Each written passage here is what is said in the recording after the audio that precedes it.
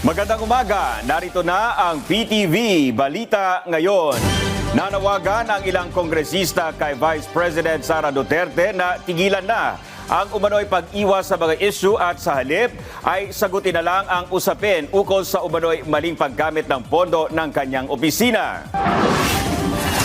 Ayon kay House Senior Deputy Speaker Aurelio Gonzales Jr., karapatan ng publiko na malaman ang katotohanan ukol sa budget utilization ng mga ahensyang hawak ng pangalawang Pangulo. Kaya dapat ay tigilan na nito ang kanyang umano'y diversionary tactics. Binatikos din ni Gonzales ang pag-atake ni Duterte kay Pangulong Ferdinand R. Marcos Jr., gayong siya naman daw talaga ang hindi magaling na leader. Para naman kay House Majority Leader Manix Dalipe, mabuti na lang din at umalis na ng DepEd ang Vice Presidente dahil naisalba na umano ang kagawaran mula sa kapahamakan.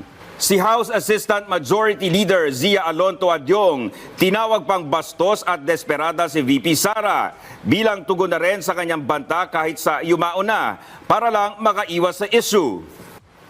Nagpulong sina Agriculture Secretary Francisco Tiu Laurel Jr. at Norwegian Ambassador Christian Halles Leister para pag-usapan ang patuloy na pagkakalakal ng agricultural products sa pagitan ng dalawang bansa.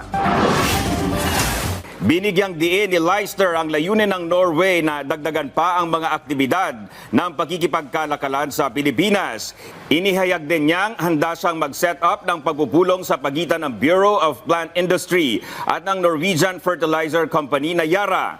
Sa kasalukuyan kasi ay nakikipagtulungan ang Yara sa mga magsasaka sa Davao para pataasin ang produksyon ng durian at magsulong ng mga pangmatagalang paraan sa pagsasaka. Ipinaalam din ng Norwegian Ambassador kay Secretary Laurel na may 4 na tauhan ng Bureau of Fisheries and Aquatic Resources na nasa Norway ngayon para mag-aral kaugnay sa aquaculture, fish processing facilities at disease control. Tiwala naman si Laurel na magbibigay daan si Leister para sa suporta ng Norway sa pagpapalago ng seaweed production sa Pilipinas. Seaweed ang pangunahing import ng Norway mula sa Pilipinas, bukod pa sa canned sardines, live tropical fish at nyog.